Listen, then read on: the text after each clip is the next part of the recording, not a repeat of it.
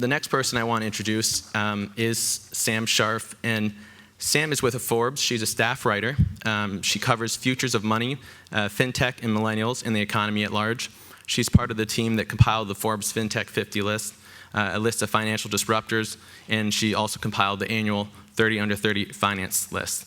She co-wrote a cover story on how millennials are changing the way everyone manages money, and Sam graduated from the University of Pennsylvania, where she majored in English, but mostly worked at the student newspaper at the Daily Pennsylvania. So please put your hands together for Sam Sharf. Thank you, Dirk. Hey guys, so I know we've got a lot of information today, but we have a pretty awesome group of panelists here that I think will show you a different perspective on how you can manage your money and what the future of finance, both yours and around the world, looks like.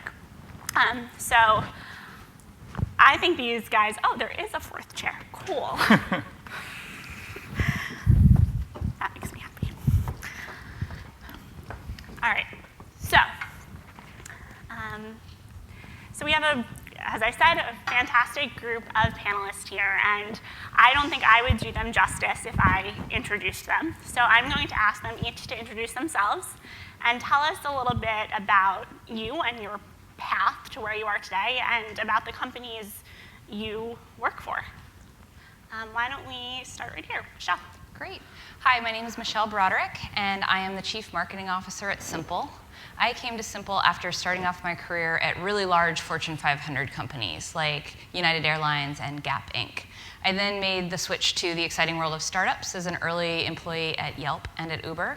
And now I am at Simple. And Simple is a technology company that is changing the way people bank and think about their finances.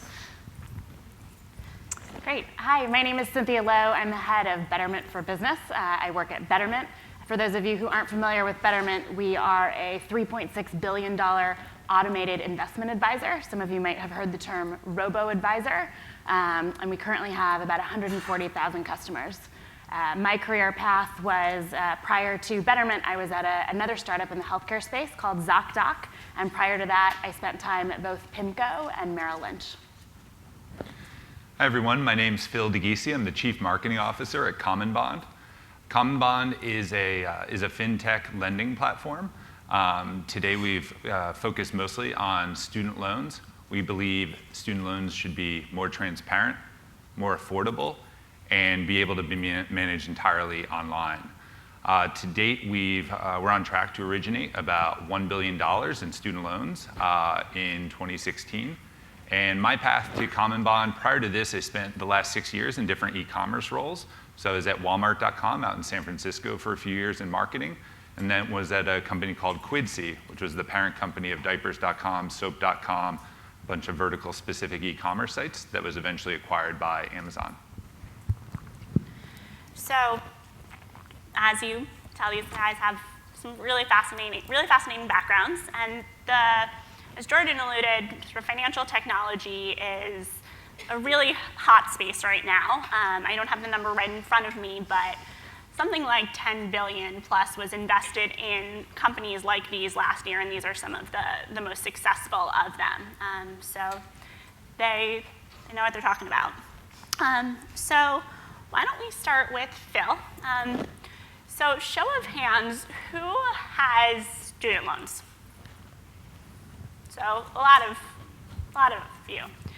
So as Phil mentioned, Common Bond works on student loans. So can you talk a bit about what student loan refinance is, sort of why someone might want to do that, and who can do that, and specifically who can do that with Common Bond? Sure. So Common Bond refinances student loans. What that essentially means is we pay off your existing student loan, and then we're giving you a new student loan, typically at a lower interest rate than the rate you had. So to Sam's point, about 7 out of 10 people are graduating every year with student loans. And on average, if you're graduating from undergrad, most people are coming out with about $30,000 in student loan debt. So refinancing can be a good option to either optimize for one of two things. Some people are trying to say, how can I pay the least amount of interest on my student loans and pay them off as quickly as possible? Refinancing can be a good option for those people. Other people are saying, how can I lower my monthly payment and optimize for kind of my free cash flow each month, how much money I'm taking home after my paycheck, after my student loans. And you may be able to extend the term of your loan to be able to get a lower monthly payment. Can also be a good option for that.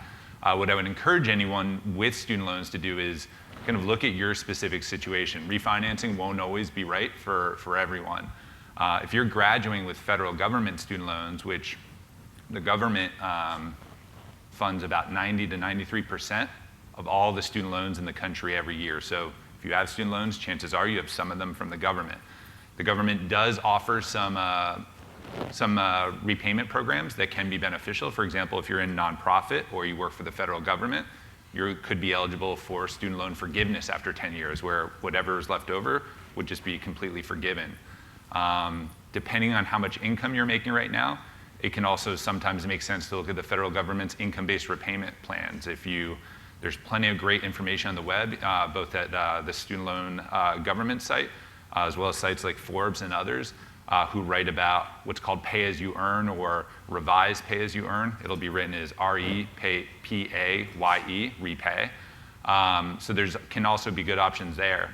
For people that do want to explore refinancing, they can come to a site like Common Bond and enter about 2 minutes worth of information, and you can see what rate we can offer you. There's no hit to your credit score. It's what's called a soft credit inquiry, so there would be no impact to your credit score if you want to see if you're eligible for a lower rate. And so next let's turn, well actually, do either of you have other tips on sort of things people can do right now to deal with their student loans, especially while they're still in school, in order to prepare for eventually having to pay those back? Yeah. So next let's turn to Cynthia. And so another show of hands, who here knows what a 401k is? Nice. Well, so as Cynthia explained, she runs Betterment's 401k platform. And can you talk a little bit, for anyone who wasn't raising their hand, about what a 401k is, how it works, and why everyone in this room should be contributing to a 401k as soon as they get one? Yeah, absolutely. It's great to see so many people that already know what a 401k is, but essentially it is a retirement savings vehicle that your employer provides for you. Every year they change the limits on how much you can actually save on a tax-free or tax-deferred basis, and this year it's $18,000. If you want to think about the importance of saving immediately from when you graduate from college to retirement, I put some stats down just to give you a real life example. So, I think when I was your age, I wish someone would have pointed out to me the power of compounding and how much of a difference it can really make when you save for retirement. So if you start saving at 22 years old and you retire when you're 65, and every year you're able to max out, which is about $18,000, assuming about like a 5% market rate of return, when you retire, you'll have $2.6 million.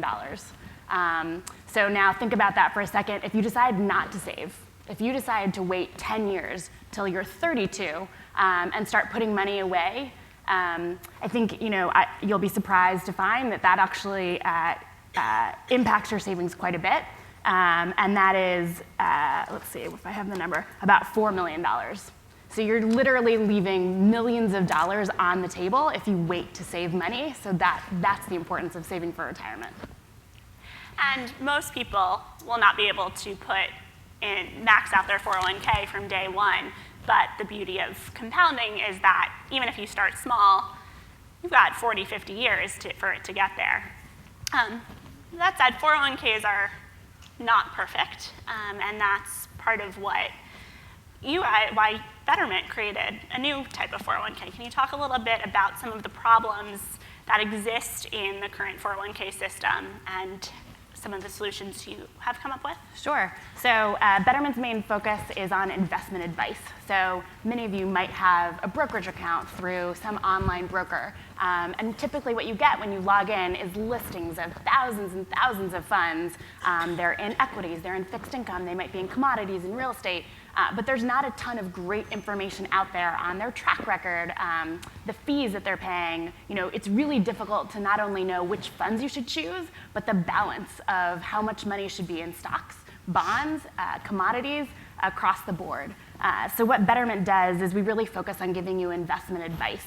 So all you have to do when you come onto our site is give us some really basic information about how much money you have, how much money you're making, where you want to retire. You can also link up your external accounts if you'd like to. If you're married, you can put your spousal assets in, and we'll actually calculate for you how much you need to save for retirement, how much you should be putting away on an annual basis or even on a per paycheck basis. We've brought that technology to the 401k space. So now, for the first time, and we're really the only vendor that offers this, when you sign up for a Betterment 401k, you're getting personal investment advice that's tailored to you on where you should be allocating your money. So I think that's one of the big differences. I think the second big difference, and we're really fortunate to be investing right now, is that there's been a huge fee compression. So 30, 40 years ago, everyone was investing in funds. The fees that you're paying are closer to, call it 2%. So again, thinking about returns, if you're giving up 2% every year for 40 years, that's millions of dollars that you're leaving on the table.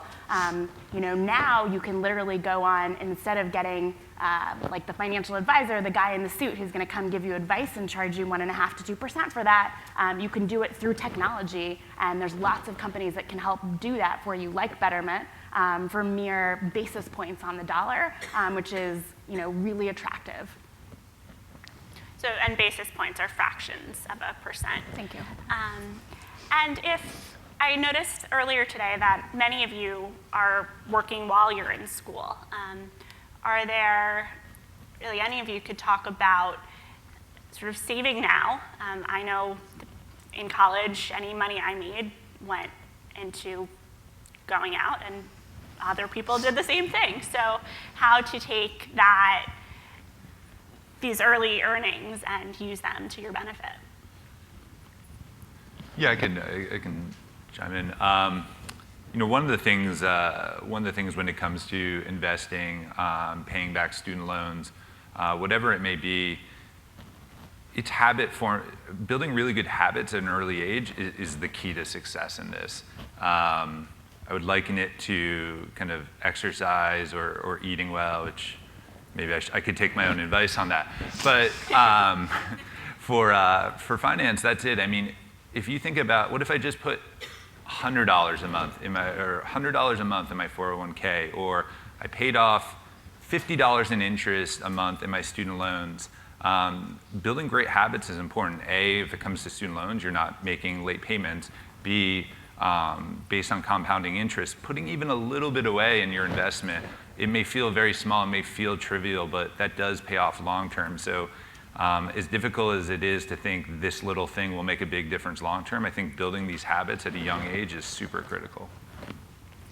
So I think that's a good segue to you, Michelle, and sort of we've covered these things that people have to pay for, same for retirement, paying for their student loans.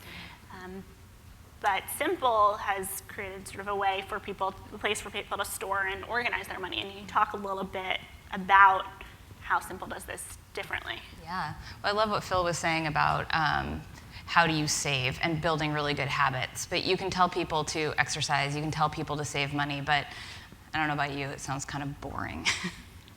And so when I'm faced with, should I save or should I have this thing that I want right now, I'm most likely going to break down and have the thing that I want right now because I want a burrito. Always. I always want a burrito. And no amount of hearing somebody tell me I ought to save is going to make me give up that burrito. So what I want to do is figure out something that maybe I want more than a burrito. I know that's crazy to want something more than a burrito, but think about something that you want more than a burrito. And we have a system called goals within Simple that you can actually label as something that you want more than a burrito. So you can label it vacation. You know you want to go on that vacation. You know that winter is coming up and you want that awesome coat that you've been just eyeing for a really long time.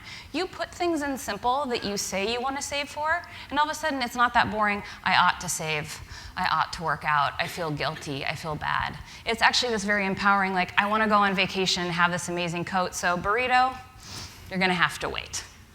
And so that's what Simple really tries to do, is figure out what's important to each individual, allow them to label it, and move forward and hopefully attain their dreams, even if it's short term, like having a vacation or a burrito. So Cynthia touched on this a bit, but part of what makes companies like yours, all of yours, different is that you're doing this for less money from the customer. There have been student loan refinancers, there have been investment advisors, there have certainly been banks, but you're trying to make it cheaper. And can you talk a little bit about how you do that and still try to make money? Sure, absolutely.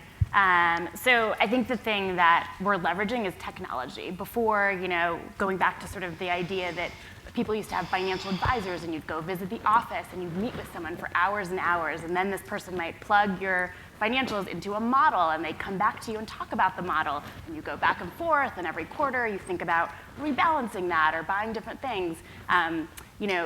Today, in this day and age, you don't need to do that. Everything can be really automated through technology, and really, using simple models or simple funds. We use a strategy on passive investing, where we can allocate portfolios, and we're constantly rebalancing them, and we're always updating them so that as you get closer to your retirement age, your portfolio gets less risky. In the case of automated advisors, and there's many of them, you can usually get advice on a portfolio for less than 0.5%, which compared to sort of the traditional model of a human financial advisor is pretty significant and will have a huge impact on your returns long term. Yeah. And speaking of fees, how many of y'all have been hit with a bank fee before? I don't think there's a hand down, and there was actually even some shouts. So that bank fee, it comes in the postal mail. You get it, and you just get this sinking feeling that the bank isn't on your side. And at Simple, we have eradicated those fees from our fee table. We don't charge those surprise fees that makes everybody so angry. And the way we do that is actually by building an entire bank in here. We build it into the phone. We don't have to actually have the cost of building a bank branch, because how many people, show of hands, like going to their bank on a Tuesday afternoon? I don't see one hand up right now. So given this very scientific survey, we've decided we don't need to charge fees to open branches. We can actually just be on the customer side by saying, we know how to bank together. We can do this actually as one another, as human beings, and we'll actually be a much better bank for this world if we're not actually charging people those surprise fees. Yeah, I think it's a combination of technology, data, and marketing. So from a technology standpoint, similar to what Cynthia was saying, being able to use technology to be more efficient. We don't have legacy systems that a lot of the traditional financial institutions have over 50 years of operating. From a data standpoint, the reason we're able to offer lower rates is we're saying, let's look at who this applicant is today and where we think they're going to be, versus when they took out their student loans, they got a 9% rate. You're a different person than when you first took out your student loan. So we're using data and we're underwriting, basically saying, okay, what is the true risk of this person? And based on that data, we're able to offer a lower interest rate. And on the marketing side, as it relates to kind of the traditional financial institutions, we have customers that really love our product. And I think it's consistent with the same as these businesses, where there's something called a net promoter score. It's basically a question saying, how likely are you to recommend this service to your friend? We're competing with traditional financial institutions that have negative numbers, basically saying, under no circumstance would I tell my friend to use your service. So that's one of the reasons we're able to grow faster, is we're getting a lot of word of mouth and a lot of people saying, yeah, this is a great product. Yeah, I agree with Phil, and also I would just, I think the importance of legacy systems is something you really can't discount. If you think about all of the traditional financial institutions that are in the market, the names that you probably know very well, Those systems were built decades and decades ago. So when you imagine, I mean, there wasn't even internet around when these systems were potentially built. And so think about now, if you could build a whole new financial system from scratch within the last few years, what is the system that you would build? It's not like you're duct taping things on top of old systems to make it all work. We're starting completely from scratch and building the thing that you would build today if you could start over. And that's a huge advantage in terms of cost. So how many of you have used a service like Venmo? Right, I'm not in New York anymore, I guess, but among my friends who are not that much older than you, that's how we pay each other back. But when I talk to my editor, for example, he looks at me like I have two heads when I tell him to send me $5 on Venmo for someone's baby gift. So young people tend to be early adopters of new technologies, and I use Venmo as an example because it's financial technology, and it's I think a lot of people's first point into financial technology. But have you guys found that your users and within financial technology more broadly that it skews younger, that young people are into this? We actually find that in an amazing way. So we find it's the people who certainly do not have landlines. They certainly do not have cable. They certainly don't wait in a taxi line at an airport. They call an Uber. They're the folks who are actually coming to Simple on a regular basis. And we're able to actually do really cool customer service with folks who are thinking that way, where we can actually do customer service over text or over Twitter. You don't have to call us and do customer service by going through a bunch of phone trees or, God forbid, faxing something in. So it's really cool to be able to say, like, hey, we get how this works. I mean, as Cynthia was saying, like, we know how this works right now. We can build it for how we want this to work, not how it's always worked. Yeah, as we're building products, a lot of it is being dictated by people your age. It's no longer the barometer when you guys are building Simple, when you're building out new products at Betterment, the barometer isn't how well has this been done by traditional finance, and that's kind of that's the bar I need to clear. I mean, where things are today is it needs to be as easy as Uber. It needs to be as easy as Amazon. Like, that's the bar that is being set for the new wave of financial services companies. That's what the expectation is. No one says, okay, yeah, I mean, Common Bond, they're pretty good for a bank. They're saying, why isn't this as easy as a bank? And so that's why we focus on mobile. That's why we focus on great customer service. That's just the expectation anymore.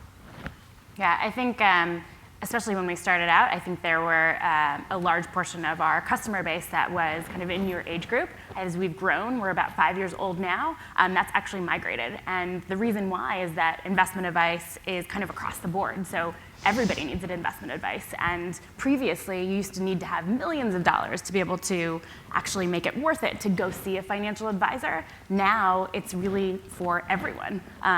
Anyone can access it. It's very low cost, and everyone really needs to in order to ensure that each individual person is set up appropriately for retirement.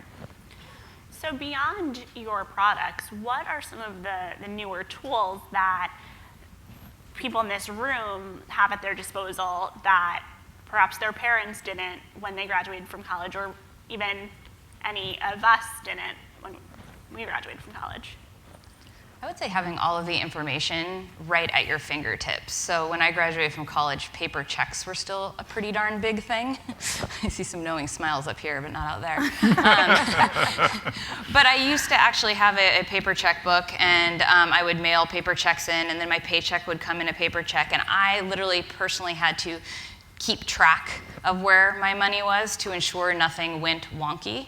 And now I don't do that at all anymore. I'm able to just open up my phone and see, like, yes, this is how much money I have. So I think really just having an awareness constantly of where your dollars are is a huge thing that may be taken for granted right now, but oftentimes is just ignored. And so I wouldn't feel shy about checking it on a regular basis and or talking about money regularly. Like, you have this information at your fingertips.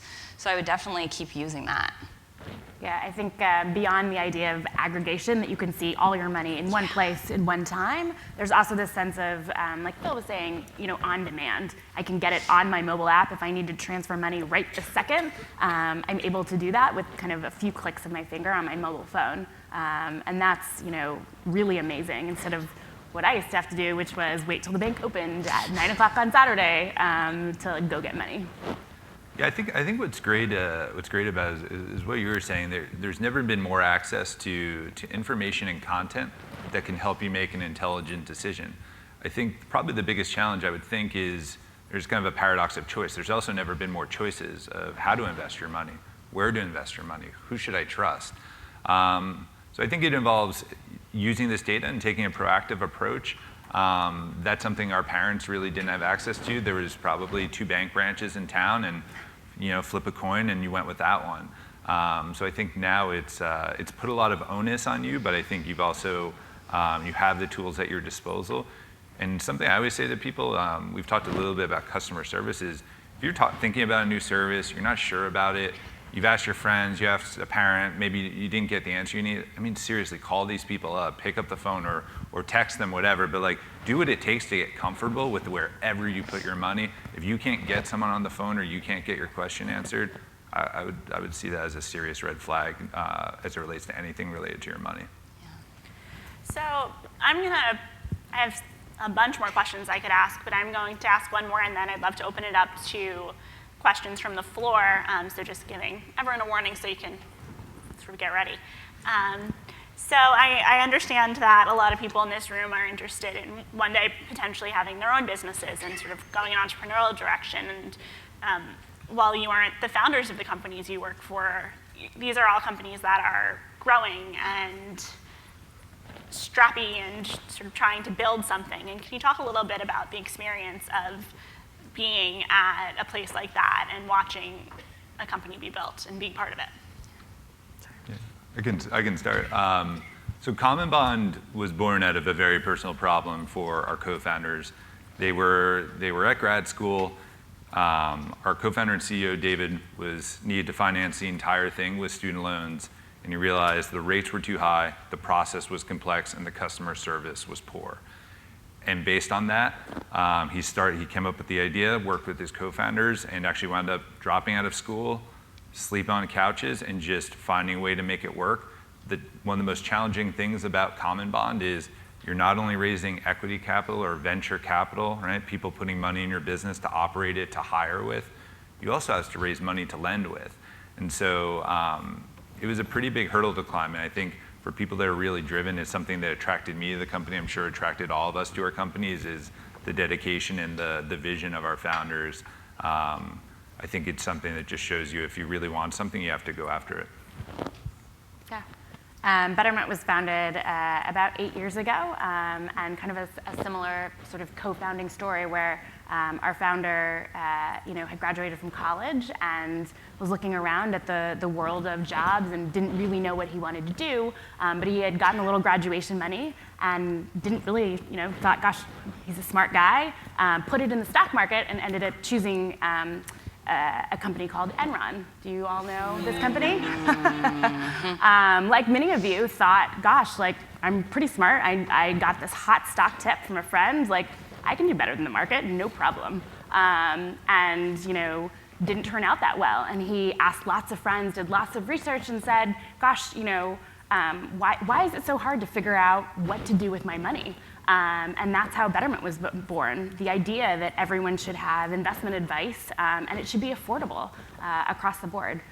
So now Betterment is about 140 people. We've raised about $100 million, and we're continuing to grow. So just to jump in for a second, so John, who's the founder, no longer buys individual stocks. No longer.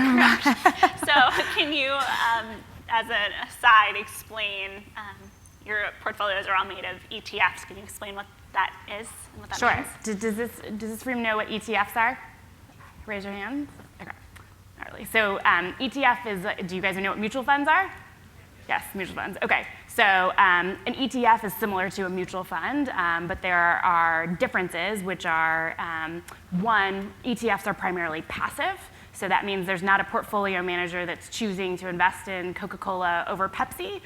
It's just buying the broad market, and you're getting broad market exposure. The second difference between mutual funds and ETFs are mutual funds typically trade one time per day, where ETFs trade a lot more like stocks. They trade all day long. And so Betterment's investment philosophy is that the majority of, it's very hard to essentially pick what stock is going to do better than another stock. A very, very small percentage of people that invest are able to do this.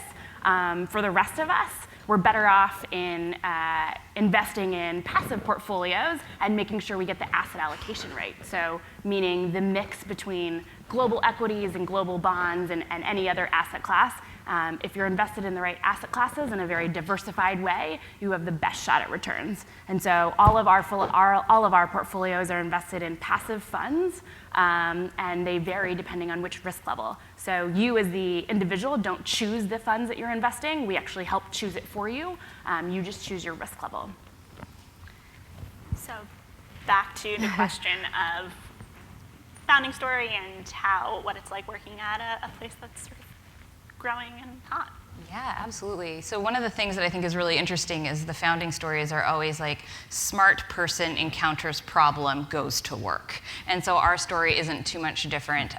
Our founders encountered some problems with the US banking system. They are not US citizens. One is from Australia and one is from India. And they had seen the way that banking is done in other countries and thought, not only do I think there could be a better way, I actually know there is a better way. And we can actually bring that here. So Simple was founded on just that they knew that something could be better.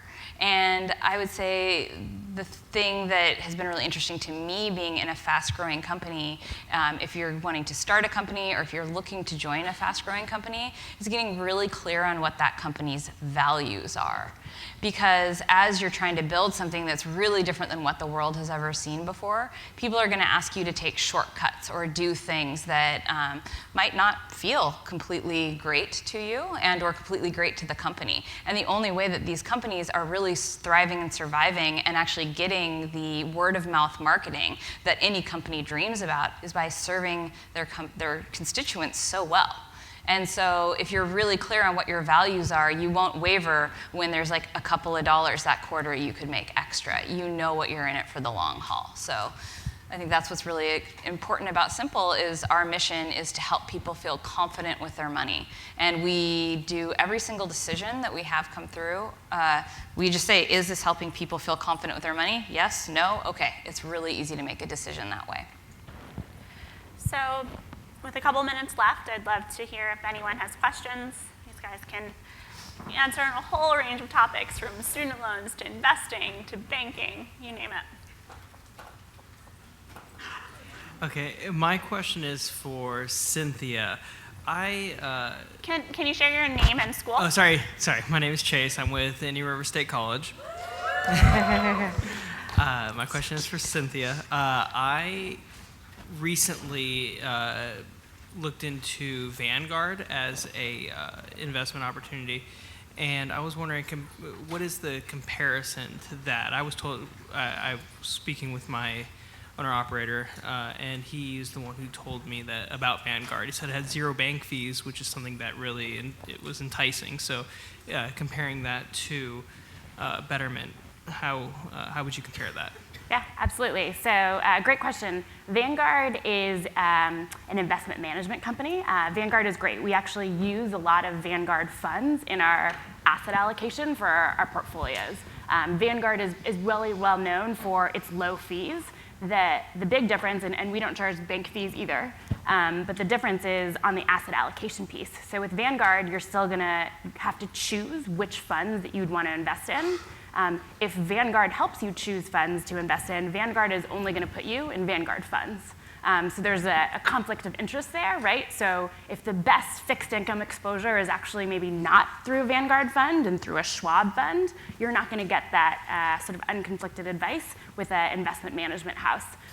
So you'd want potentially a third party that's independent of investment management companies to help you choose that. But I think both of our philosophies as financial firms are to have low fees. Betterment's just giving you the advice portion and helping you allocate that over time to the right mixture of equities, fixed income, or whatever other exposures you should be getting. Okay, and if, let's say I wanted to switch to something like Betterment, how does that process work, switching from something like Vanguard where money's already in there to something like Betterment? It's pretty straightforward and seamless. So if you go onto our website, you can actually open an account in less than 3 minutes. That's hooked up to your own bank account. You can also transfer funds depending on what type of account that you have. But we tried to make it exactly as I think all of us have mentioned. It's an Uber experience. It's a seamless experience. It's using apps. You can actually do everything, and it's very straightforward. Okay, and I would just cancel Vanguard, and they would end up giving my money back, and I just transfer over to Betterment. Is that kind of how that would work? If that's something that you are interested in doing, absolutely. Okay, all right, good. Thank you. Sure. And just to make sure it's clear to everyone, Cynthia did a great job explaining that, but Vanguard makes the big part of their business is they make the funds, those ETFs that Betterment invests in. Or Betterment will invest you in. And Vanguard across the industry is well respected for having great funds that are well priced. But then, as she mentioned, Schwab is also makes ETFs, and a lot of these have great options that you can either invest in on your own and build your own portfolio, or you can go to a company like Betterment who will build a portfolio for you. My name is Nick, and I'm from UCF. My question is for Phil. I was wondering if you could speak on your Common Bond's line of business of securitizing student loan debt and possibly the precipitation towards another crisis, something like that. Sure. So the question about securitization, I think we get the question a lot. A lot of people think back to the financial crisis of 2008 and say, hey, wasn't a lot of this driven by securitization? Securitization, just so people know what that means, is it's taking a group of assets, bundling it together, and then people can purchase a stake in that pool of assets. So in 2008, that was the mortgage crisis, heavily driven by that. The act of securitization is not the contributor to the financial crisis. The contributor was the underlying assets that were in the securitization. So you have mortgages that shouldn't have been made or were mispriced that are in this giant securitization. What's different about Common Bond is participants in our securitization see every single loan. So they have clear visibility into every loan that is in our securitization. It's the reason why it was rated investment grade by Moody's. Our first one was $100 million securitization in June. So the difference is in the visibility of the asset and the quality of the assets that are in our securitization. Okay. Hello, I'm Nicholas, and I'm from UCF. And excuse my ignorance here, but Cynthia, I'd like to ask you a question. Now, it sounded as when you were explaining kind of what Betterment is exactly, it sounded like a 401k that doesn't come directly from your company. So I might have gotten that wrong, but can you kind of explain a bit more detail for companies that don't offer 401ks, what kind of options you would provide for those employees?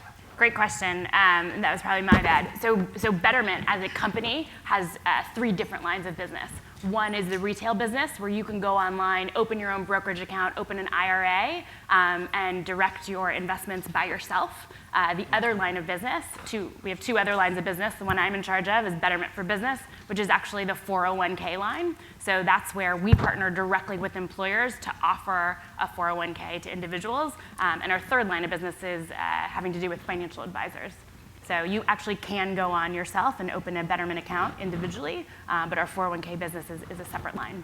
And are your 401k programs for employers, are they tailored toward a certain amount of employees, a certain amount of enrollment numbers? No, not at all. Our 401k is available for any type of employer, any size, at any point. So it's a brand new product that we just launched in January. What we typically see are employers that are really looking to offer kind of a best-in-class benefit for their employees at a really low cost are the folks that tend to gravitate towards our product. Okay, great, thank you. Thanks. Good afternoon, you all. Thanks for coming. My name is Winston, and I'm from the University of North Florida.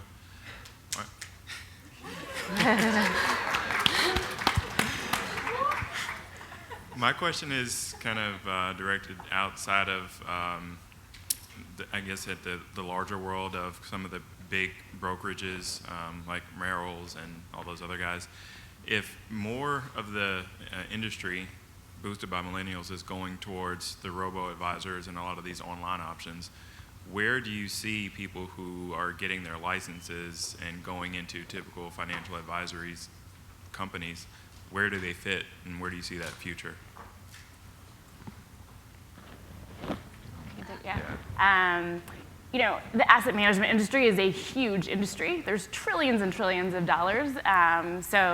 I think it's still across the board. There's a lot of you know, folks that are getting their licenses that are going to the more traditional players, and there's some that are also going to a lot of the startups and the fintech scene. So I think the fintech scene is still a pretty new arena. There's still only a small percentage of, you know, overall finance professionals in that market, but it's rapidly growing.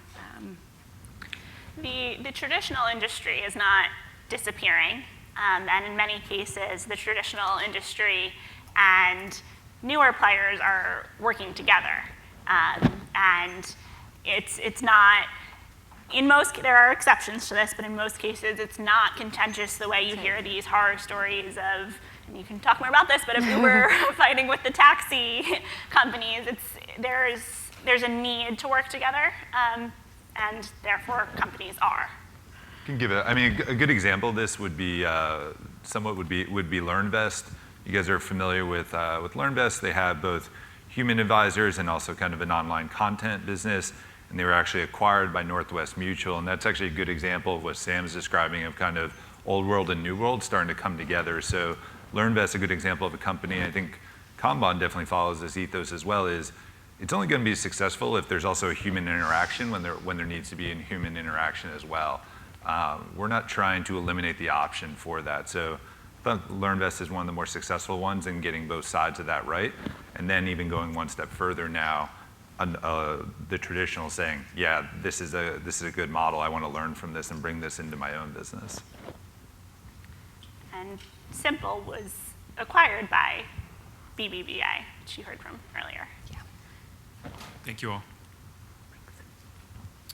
Hi, this is more for Cynthia. I'm Laquana, and I'm from University of North Florida, and I'm president of the Financial Planning Association Student Chapter. And over the past year, I've heard a lot about the robo-advising from the side of the CFPs and financial advisors. So my question to you specifically, I've heard of Betterment and Vanguard. Do you feel that you all are direct competition to traditional financial advising with the robo-advising coming on board, or are you value added to their firm? Or Yeah, great question. I think we're value add. So we have a whole line of business that focuses on partnering with financial advisors, and even in our 401k, we work with financial advisors to ensure that it gets to employers that, you know, they may be advising the CEO or CFO at those companies. There's always, you know, like Phil said, going to be the need for human touch, and robo-advisors doesn't mean that there's no human involvement. We absolutely have a customer service center that's open 7 days a week and has won various awards, you know, for Consumer Reports and others. So I very much see us partnering with financial advisors. I think computers can go a long way and have taken us a long way, right? So now they can help with asset allocation. They can do great things with, you know, helping ensure that you buy fixed incomes in your tax-deferred account and your equities maybe in your taxable account. They can help you with tax loss harvesting when the market's going down. But if you need more complicated help, I mean, trusts, all those types of things, a financial advisor is likely still the avenue you're going to go down. And I think, you know, there's never going to be a moment where the human element goes away completely. So I think it's a partnership. okay, thank you.